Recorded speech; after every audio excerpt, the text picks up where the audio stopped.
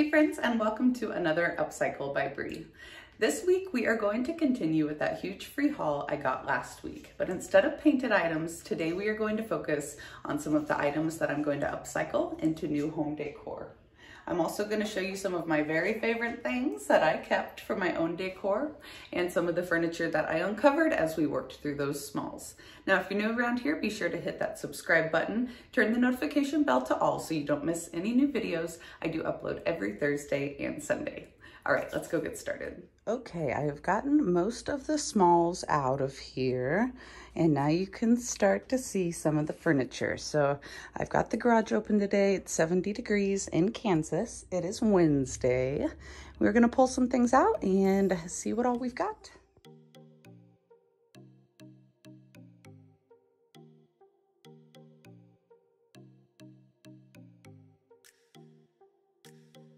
Let's take a closer peek at this furniture.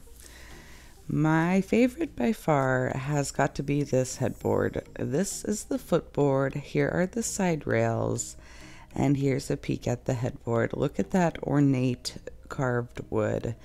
Now, I don't know anything about this. I'm gonna have to do some research. I couldn't find any maker's marks, but if you know, leave me a comment below.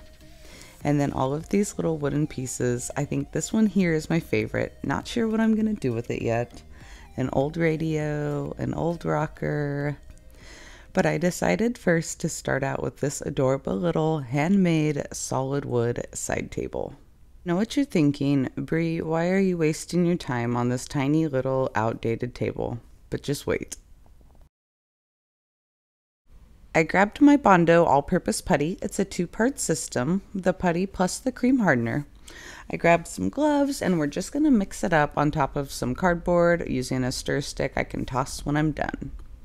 I've got a sizable amount of putty here. Now I'm adding the cream hardener. Of course, your mixing directions are on the back of the container, but the more cream hardener you add, the faster and harder it's gonna dry. Giving it a mix, and we are going to fill that heart.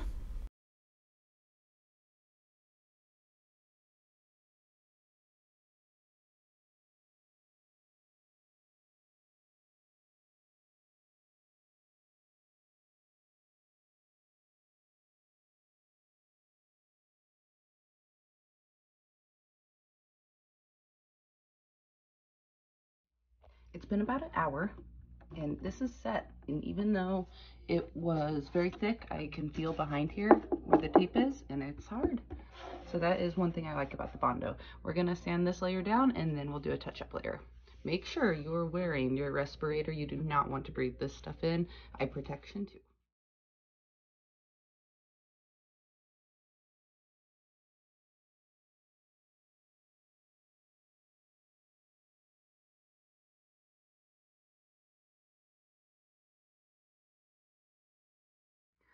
All right, coat 2 is all dry.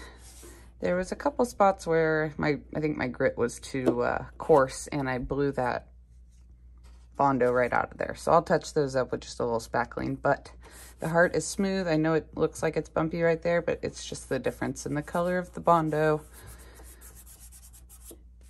Nice. I am going to keep this top original wood. It needs cleaned, obviously. Got a little bird poop. I'll be using TSP Substitute to clean this little table today. I've got some already mixed up in my spray bottle. Let's head upstairs real quick and we're going to talk about milk paint. I'll be using it for an authentic chippy look today. Okay, y'all know I love my DIY paint, but I also love Sweet Pickins milk paint. It provides the most authentic chippy finish of any paint I have used. It is a little bit trickier, so it takes some practice, but once you nail it, it is amazing. I started off by putting half a cup of warm water into my glass container. Now I am adding half a cup of the paint powder to my water. So it's a 1-to-1 ratio. You need to make sure then you mix it very well. An immersion blender is best.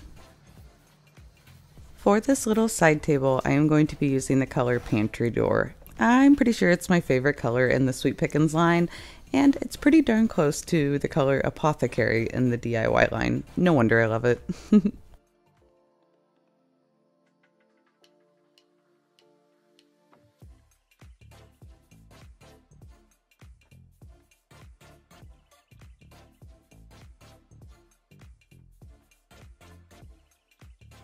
While that coat of paint dries, let's go ahead and start working on this piece.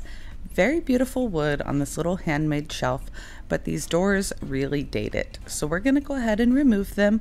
I will also take off the hardware and save that for a future project.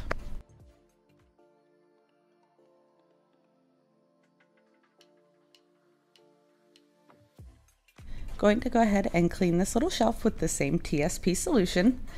And don't mind me getting distracted by the YouTube videos while I clean.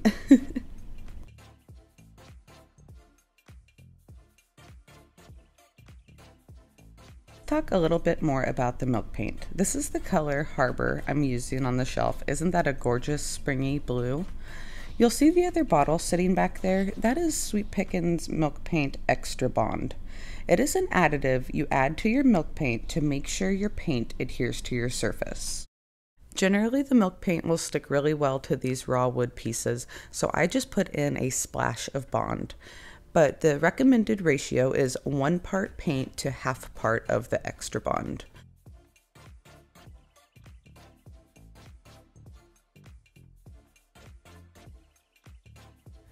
You can see some of that amazing crackle starting to happen, and as I'm drying this piece with my heat gun, it's going to force a little bit of that crackle to happen even more.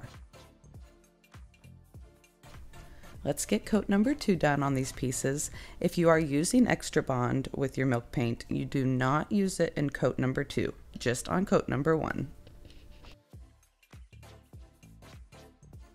The milk paint has been drying for 5 or 6 hours now, and I want to see what kind of chippy texture we got.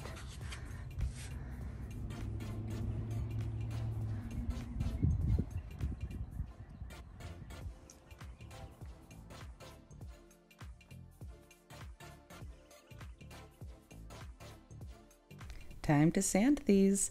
I have got my orbital sander, 220 grit sandpaper. I'm just going to let the sander do all the work, running it over this piece.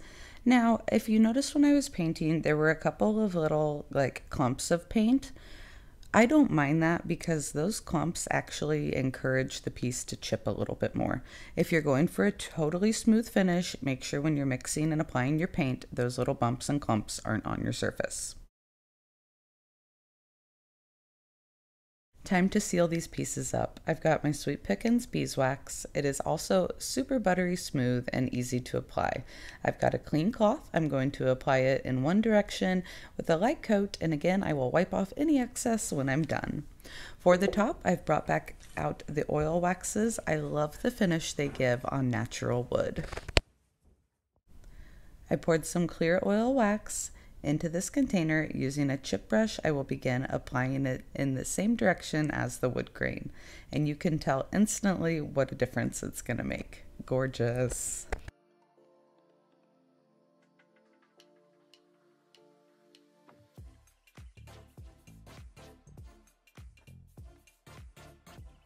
I wanted the top to match that chippy color of wood on the base just a little bit better, so I used the dark oil wax over the clear.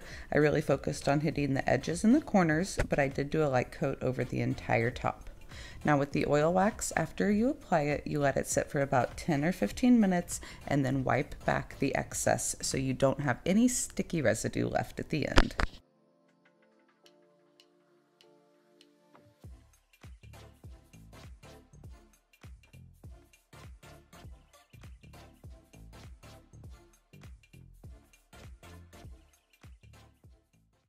To shine up the inside of the shelf, I am going to be using some linseed oil. Now, boiled linseed oil is preferred, but I had this from one of those free kits I got out of a haul recently, and I figured I would use it up so it doesn't go to waste. I apply it with a chip brush, and automatically you can see that wood grain just pop. It is gorgeous.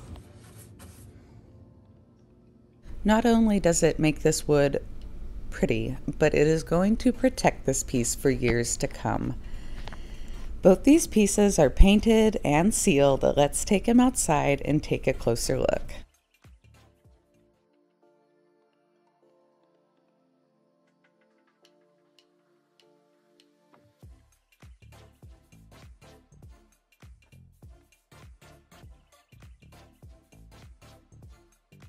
Quick reminder of what this piece looked like before, outdated with the heart cut out.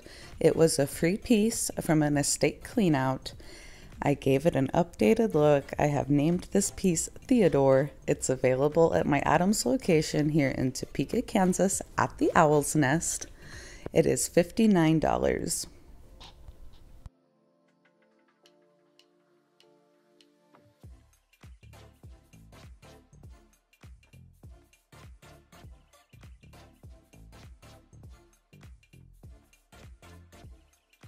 And another quick look at this piece before. Again, beautiful wood, but outdated doors. They came off. I gave it a makeover. Unfortunately, this piece already sold. He went to my Topeka Blvd location. I named him Finn. He was for sale for $99, but he sold yesterday shortly after I took him in.